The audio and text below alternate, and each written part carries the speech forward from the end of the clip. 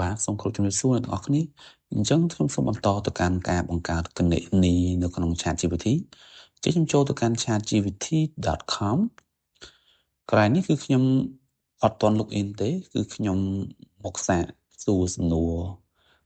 កន្លែងនេះមួយកន្លែងនេះមានថាយើងអាចក្រោយពេលយើងចូលwebsite ChatGPT គឺយើងអាចសួរសំណួរបានគ្រាន់តែថាចម្លើយដែលវាផ្ដល់ឲ្យមកយើងគឺវាអត់សូវមានភាពល្អប្រសើរដូចជាក្រោយពេលដែលយើងធ្វើការបង្កើតគណនីទេអញ្ចឹងខ្ញុំចូលទៅកាន់ការបង្កើតគណនីសិនក្នុងការបង្កើតគណនីកន្លែងខ្ញុំអាចចូលតាម Google តាម Apple តាមគណនី Microsoft ឬក៏តាមទូរស័ព្ទដៃក៏បាន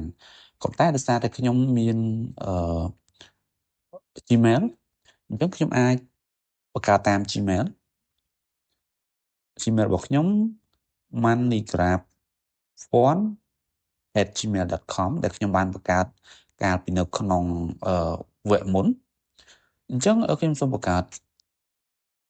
moneygraph1@gmail.com បន្តមកទៀតខ្ញុំធ្វើការចុចទៅលើ continue ដល់កន្លែងនេះគឺវាឲ្យយើងបំពេញនៅពាក្យសម្ងាត់អញ្ចឹងពាក្យសម្ងាត់របស់យើងកន្លែងនេះគឺមាន12ខ្ទង់យ៉ាងតិចអញ្ចឹងយើងត្រូវបញ្ចូលយ៉ាងតិច12ខ្ទង់មានតួអក្សរមានលេខមានសញ្ញា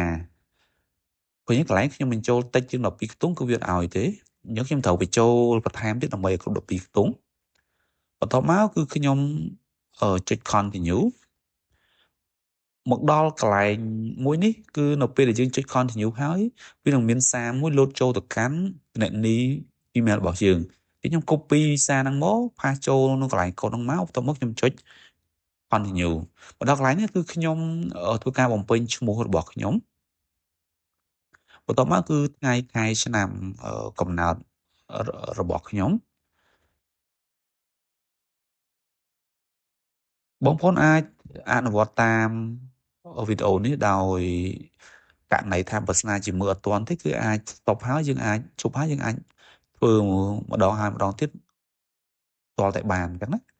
បន្តមកទៀតកន្លែងនេះគឺបន្ទាប់ពីខ្ញុំចុច continue ហើយហ្នឹងបំពេញព័ត៌មានរួចរាល់ហើយហ្នឹងគឺវាអាចចូលមកកាន់ទាំង ChatGPT ខ្ញុំ skip ចោលសិនខ្ញុំចុច continue មកដល់កន្លែងនេះគឺយើងអាចធ្វើការសិក្សាពីការប្រើនៅក្នុងកន្លែងនេះគឺយើងមានគម្រោងរបស់វាផ្សេងគឺមានអីខ្លះគឺមាន free ដែលយើងកំពុងតែប្រើមានគម្រោង Go មានគម្រោង Plus ហើយនឹងមានគម្រោង Pro អញ្ចឹងណាអញ្ចឹងខ្ញុំសូមបញ្ជាក់បច្ចុប្បន្នគឺយើងកំពុងប្រើនៅក្នុងគម្រោង free អញ្ចឹងក្នុងករណីយើងចង់ធ្វើការប្រើប្រាស់វាបានច្រើនគឺយើងអាចធ្វើការ update គម្រោងហ្នឹង upgrade គម្រោងហ្នឹងទៅជា Go ឬ Pro ទៅតាមករណីប្រើប្រាស់ចាំបាច់របស់បងប្អូនទាំងអស់គ្នាវិញខ្ញុំសូមចូលមកកាន់ផ្ទាំង ChatGPT វិញអញ្ចឹងនៅក្នុងវគ្គមុនខ្ញុំមានសំណួរ2អញ្ចឹងខ្ញុំអាច copy សំណួរហ្នឹងយកមកដាក់ចូលដើម្បីសួរសំណួរដូចគ្នាទៅនឹងការសួរនៅក្នុង Gemini ដែរក៏ប៉ុន្តែនៅក្នុង ChatGPT គឺការឆ្លើយវាគឺរៀងលឿនជាងក៏ប៉ុន្តែចម្លើយវាគឺមិនសូវមានភាពល្អប្រសើរដូចជានៅក្នុង Gemini ទេអានេះការ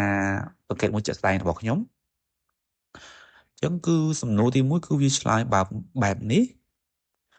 អញ្ចឹងខ្ញុំសូមចូលទៅកាន់សំណួរមួយទៀតដែលខ្ញុំដាក់នៅក្នុងមេរៀនរបស់យើងខ្ញុំសូមទៅ copy សំណួរហ្នឹងហើយផាសចូលកន្លែងនេះ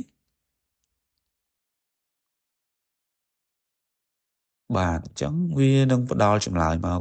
លឿនចម្លើយវានឹងវាអាចទទួលយកបានគ្រាន់តែថាវាអត់សូវល្អដូច Gemini អញ្ចឹងណាអញ្ចឹងកន្លែងនេះយើងមានប៊ូតុងផ្សេងសម្រាប់ share សម្រាប់ copy អីអញ្ចឹងមកបាទអញ្ចឹងខ្ញុំសូមបញ្ចប់វីដេអូតែប៉ុណ្ណឹងសូមអរគុណដល់អ្នកទាំងអស់គ្នាសម្រាប់ការតាមដានវីដេអូមួយនេះសូមអរគុណសូមគោរពលា